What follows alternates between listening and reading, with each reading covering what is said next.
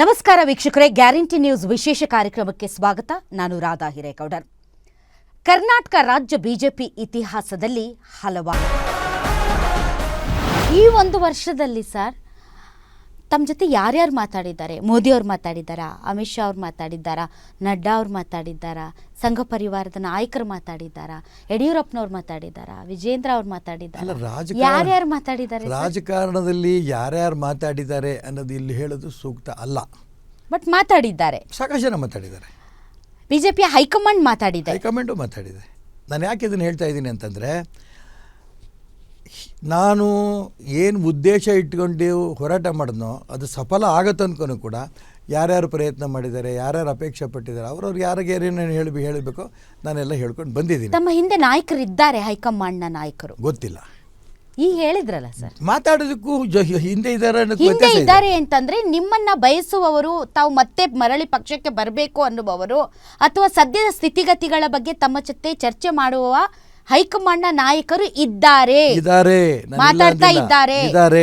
ಅವರು ಹೈಕಮಾಂಡು ಇದೆ, ರಾಜ್ಯದಲ್ಲೂ ಇದ್ದಾರೆ, ಲಕ್ಷಾಂತರ ಕಾರ್ಯಕರ್ತರು ಇದ್ದಾರೆ, ಅನೇಕರು ಫೋನು ಮಾಡ್ತಿರ್ತಾರೆ. ಏನು ನೇರ ಬಂದು ಮಾತಾಡೋಕ್ಕೆ ಕಷ್ಟ ಅಂತ ಸಮಯ ಅದು ಇರುತ್ತೆ ಅಂತ. ಸರ್, ನೀವು ತೊಗೊಂಡಿರೋಂಥ ಸ್ಟ್ಯಾಂಡ್ ಸರಿ ಇದೆ, ನಿಮ್ಮ ಜೊತೆಗೆ ನಾವು ಖಂಡಿತ ನಾವು ಇದ್ದೀವಿ ಅನ್ನೋಂಥ ಮಾತು ಭಾಳ ಜನ ಹೇಳ್ತಾರೆ. ಇನ್ನು ಕೆಲವರು ಸರ್ ಪಕ್ಷದ ಒಳಗಡೆ ಒಂದು ಹೋರಾಟ ಮಾಡಿ ಅನ್ನೋದು ಕೆಲವರು ಹೇಳ್ತಾ ಇದ್ದಾರೆ. ಹಾಗಾಗಿ ಅನೇಕ ಕಾರ್ಯಕರ್ತರು ನೋವಲ್ಲೂ ಇದ್ದಾರೆ. ಈ ಪಕ್ಷ ನಾವೆಲ್ಲ ಪಕ್ಷದಲ್ಲಿ ಇದ್ದವಂಥವ್ರು, ಈ ಪಕ್ಷದಲ್ಲಿ ಇದ್ದರೂ ಈ ಪಕ್ಷ ಈ ಸ್ಥಿತಿ ಬಂತಲ್ಲ, ನಮ್ಮ ಪ್ರಯತ್ನದಿಂದನೇ ಅಂದರೆ ಪಕ್ಷದ ಪ್ರಯತ್ನದಿಂದನೇ 108 ಸ್ಥಾನದ ತನಕ ಹೋಗಿದ್ವಿ, 60ಕ್ಕೆ ಬಂದು ಕುಸ್ತೀವಿ. ಯಾಕೆ? ಇಲ್ಲೇನೋ ಗೊಂದಲ ಇದೆ. ಸೈದ್ಧಾಂತಿಕ ಭಾರತೀಯ ಜನತಾ ಪಾರ್ಟಿ ಜಾತಿ ಮೇಲೋ ದುಡ್ಡಿನ ಮೇಲೋ ನಾವು ಇವತ್ತು ಪಕ್ಷ ಕಟ್ಕೊಂಡು ಬಂದಿಲ್ಲ. ಸಿದ್ಧಾಂತದ ಮೇಲೆ, ಈ ಮಣ್ಣಿನ ಗುಣದ ಮೇಲೆ ನಾವು ಗೆದ್ಕೊಂಡ್ಬಂದಿವಿ. ಹಿಂದುತ್ವದ ಮೇಲೆ ಪಾರ್ಟಿ ಕಟ್ಕೊತ ಬಂದಿರೋದು. ಅವಕ್ಕೆ ಹೊಡೆತ ಬಿದ್ದಿದೆ ಅಂತ ಅನಿಸಿ ನಮ್ಮ ಸಿಂಪತೈಸರ್ಸ್ ಯಾರಿದ್ದಾರೆ, ಹಿತೈಷಿಗಳಿದ್ದಾರೆ, ಅವರು ಕೂಡ ನಮ್ಮಿಂದ ದೂರ ಆಗ್ತಾ ಇದ್ದಾರೆ ಅನ್ನೋಂಥ ಭಾವನೆ ಈ ಅಸೆಂಬ್ಲಿ ಚುನಾವಣೆಯಲ್ಲಿ ಕಾಣುತ್ತೆ. ಅದೇ ಪಾರ್ಲಿಮೆಂಟ್ ಚುನಾವಣೆಯಲ್ಲೂ ಕೂಡ ಸ್ವಾಭಾವಿಕವಾಗಿ ನಮಗೆ ಹೊಡೆತ ಬೀಳ್ತಿರಲಿಲ್ಲ. 28ರಲ್ಲಿ 26 ಸ್ಥಾನದ ತನಕ ಹೋಗಿದ್ವಿ ನಾವು. ಯಾಕೆ 17ಕ್ಕೆ ಬಂದು ಇಳಿದ್ವಿ? ಅದೇ ಮೋದಿ ಇಟ್ಕೊಂಡ್ರೂ 17ಕ್ಕೆ ಯಾಕೆ ಬಂದು ಹಿಡಿದ್ವಿ?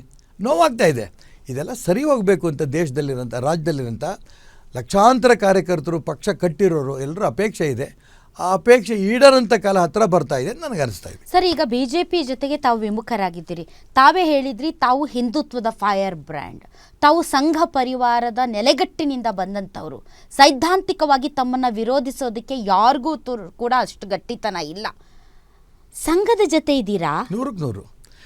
ಸಂಘ ಏನು ಹೇಳುತ್ತೆ, ಒನ್ಸ್ ಎ ಸ್ವಯಂ ಸೇವಕ್ ಆಲ್ವೇಸ್ ಎ ಸ್ವಯಂ ಸೇವಕ್. ಒಮ್ಮೆ ಅವನು ಸಂಘದ ಶಾಖೆಗೆ ಹೋದ್ಮೇಲೆ ಸಾಯೋ ತನಕನೂ ಅವನು ಸ್ವಯಂ ಸೇವಕನೇ. ಯಾವ ಪಾರ್ಟಿಲಿ ಇದೆಯಾ, ಯಾವ ಪಾರ್ಟಿಲಿಲ್ಲ, ಪಕ್ಷದಲ್ಲಿ ಇದೆಯೋ, ರಾಜಕಾರಣದಲ್ಲಿ ಇದೆಯೋ ಇಲ್ಲೋ ಗೊತ್ತಿಲ್ಲ. ಹಿಂದುತ್ವದ ಪ್ರತಿಪಾದಕ ಅವನು ಸ್ವಯಂ ಸೇವಕ ಇರ್ತಾನೆ. ಸಂಘದಿಂದ ಯಾವುದೇ ಕಾರಣಕ್ಕೂ ದೂರ ಆಗೋಕ್ಕೆ ಸಾಧ್ಯನೇ ಇಲ್ಲ. ಸಂಘದ ಜೊತೆಗೆ ಇದ್ದೀನಿ. ಸೊ RSSನ ಹಿರಿಯರು ಎಲ್ಲರೂ ತಮ್ಮ ಜೊತೆ ಕಾಂಟ್ಯಾಕ್ಟಲ್ಲಿ ಇದ್ದಾರೆ. ಉದಾಹರಣೆಯನ್ನೇ ಕೊಟ್ಬಿಡ್ತೀನಿ. ಮೊನ್ನೆ ನಾನು ಹುಟ್ಟಿದಬ್ಬ ಆಯಿತು ಶಿವಮೊಗ್ಗದಲ್ಲಿ. ನಾನು 2 ದಿನ ಹುಟ್ಟಿದಬ್ಬದ ಕಾರ್ಯಕ್ರಮ ನಮ್ಮ ಎಲ್ಲ ಕಾರ್ಯಕರ್ತರು ಎಲ್ಲ ಸೇರ್ ಮಾಡಿದ್ರು. ಅಲ್ಲಿ ಕಾರ್ಯಕ್ರಮ ಅಲ್ಲಿಗೆ ಅನೇಕ ಹಿರಿಯರು ಬಂದಿದ್ದರು. ನಿಮ್ಮ ಕನ್ನೇರಿ ಸ್ವಾಮಿಗಳು ಆದಿಯಾಗಿ, ಪೇಜಾವರ ಸ್ವಾಮಿಗಳು, ಮಾದರ ಚೆನ್ನಗಳು, ಕಾಗಿನೆಲೆ ಸ್ವಾಮಿಗಳು, ಆದಿಚುಂಚನಗಿರಿಯವರು ಎಲ್ಲರೂ ಬಂದಿದ್ದರು. ನಾನು ಯಾಕೆ ಇದನ್ನು ಹೇಳ್ತಾ ಇದ್ದೀನಿ ಅಂದರೆ, ಅದೇ ಚಕ್ರವರ್ತಿ ಸೂಲಿಬೆಲೆ ಬಂದಿದ್ದರು. ಇದಕ್ಕೆ ಅವರಷ್ಟು ಜನಕ್ಕೆ ಇವರು ಯಾರು RSS ಇಲ್ಲದೆ ಇರ್ಬೋದು, ಆದರೆ ಹಿಂದುತ್ವದ ಪರವಾಗಿರೋರಲ್ಲ. ನಾಗ್ಪುರದಿಂದ ಸರ್? ನಾಗ್ಪುರದಿಂದ ಅಲ್ಲ, ಸಂಘದಿಂದನೇ ಜ್ಯೇಷ್ಠ ಪ್ರಚಾರಕರು ಸೂರಾಮಣ್ಣ ಅಂತ ಅವರು ಬಂದು ಅಲ್ಲಿ ಕಾರ್ಯಕ್ರಮದಲ್ಲಿ ಶುಭ ಹಾರೈಸಿದ್ರು. ನಾನು ಯಾಕೆ ಇದನ್ನು ಹೇಳ್ತಾ ಇದ್ದೀನಿ ಅಂದರೆ, ಸಂಘ ನಮ್ಮ ಜೊತೆಗೆ ಇಲ್ಲ ಅಂತಂದಿದ್ರೆ ನಮ್ದು ಯಾವುದೇ ಕಾರ್ಯಕ್ರಮಕ್ಕೆ ಅವ್ರು ಬರೋಲ್ಲ. ಬಂದಿದ್ದರು, ಎಲ್ಲರೂ ಬಂದಿದ್ದರು, ಆಶೀರ್ವಾದ ಮಾಡಿ ಹೋಗಿದ್ದಾರೆ, ಶುಭಾಶಯಗಳು ಹೇಳಿ ಹೋಗಿದ್ದಾರೆ. ಸಂಘದಿಂದ ಯಾರೇ ಸ್ವಯಂ ಸೇವಕ ಎಂದೂ ದೂರ ಆಗೋಕ್ಕೆ ಸಾಧ್ಯ ಇಲ್ಲ. ಸಂಘದ ಜೊತೆಗೆ ತಾವಿದ್ದೀರಿ. ಹೌದು ಸರ್, ತಮಗೆ ಯಡಿಯೂರಪ್ಪ ಅವ್ರ ಮೇಲೆ ಕೋಪ ಸ್ವಲ್ಪ ಕಡಿಮೆ ಆಗಿದೆಯಾ? ಯಡಿಯೂರಪ್ಪನವ್ರ ಮೇಲೆ ಕೋಪ ಕಮ್ಮಿ ಆಗೋದು ಜಾಸ್ತಿ ಆಗೋದು ಪ್ರಶ್ನೆನೇ ಇಲ್ಲ. ವ್ಯಕ್ತಿಶಃ ದ್ವೇಷ ಅಲ್ಲ, ಇದು ಹೈಕಮಾಂಡ್ ಮೇಲೆ ಕೋಪ. ಯಾರ ಮೇಲೆ ಕೋಪ ಇಲ್ಲ. ಮತ್ತೆ ಯಾಕೆ ಬಿಟ್ರಿ ಸರ್? ಸಿದ್ಧಾಂತದ ಮೇಲೆ ಯಾವ ವಿಚಾರ ತಗೊಂಡು ನಾವು ಹೋರಾಟ ಮಾಡ್ಕೊಂಡು ಬಂದಿದೀವೋ ಆ ಜಾರಿಯಲ್ಲಿ ಇದೆಯಾ? ಜಾರಿ ತರಬೇಕಾದವ್ರು ಯಾರು ಸರ್? ಹೈಕಮಾಂಡ್ ಅಲ್ವಾ ಸರ್? ಮೋದಿ ಅವರು, ಅಮಿತ್ ಶಾ ಅವರು, ನಡ್ಡಾ ಅವರಲ್ವಾ ಸರ್? ಅಲ್ಲ, ಅದು ಹೌದು. ಆದ್ರೆ ಅವ್ರಿಗೆ ಯಾಕೆ ತೊಂದಿಲ್ಲ ಗೊತ್ತಿಲ್ಲ. ಅವರೆಲ್ಲರೂ ಗಮನಕ್ಕೂ ಕೋಪ ಹೈಕಮಾಂಡ್ ಮೇಲೆ. ಯಾರ ಮೇಲೂ ಕೋಪ ಇಲ್ಲ. ಇದು ಜಾರಿ ತರಬೇಕು. ಬೇಸರ ಮಾಡ್ಕೊಂಡು ಕೂತಂತ ಸಂದರ್ಭದಲ್ಲಿ ಯಾಕೆ ಬೇಸರ ಮಾಡಿದ್ರೆ ನೀವು ಪ್ರಶ್ನೆ ಕೇಳ್ತಾ ಇದ್ದೀರಿ. ಈಗ ನಾನು ಬೇಸರ ಮಾಡ್ಕೊಂಡು ಕೂತಿರ್ಲಿದ್ರೆ ನೀವು ಕೇಳ್ತಿದ್ರ ಪ್ರಶ್ನೆ. ಅದೇ ರೀತಿ ಬೇಸರ ಮಾಡಿ ಕೂತ್ಕೊಂಡಿದ್ದಕ್ಕೋಸ್ಕರ ಯಾಕೆ ಈಶ್ವರಪ್ಪನಂಥ ಕಾರ್ಯಕರ್ತನು ಕೂಡ ಬೇಸರ ಮಾಡಿ ಕೂತ್ಕೊಂಡಿದ್ದಾನೆ, ಇದು ಇಡೀ ರಾಜ್ಯದಲ್ಲಿ ಚರ್ಚೆ ಆಗ್ತಾ ಇದೆ. ಕೇಂದ್ರ ನಾಯಕರು ಚರ್ಚೆ ಮಾಡ್ತಾ ಇದ್ದಾರೆ. ಇದಕ್ಕೆ ಪರಿಹಾರ ಖಂಡಿತ ಸಿಗತ್ತೆ.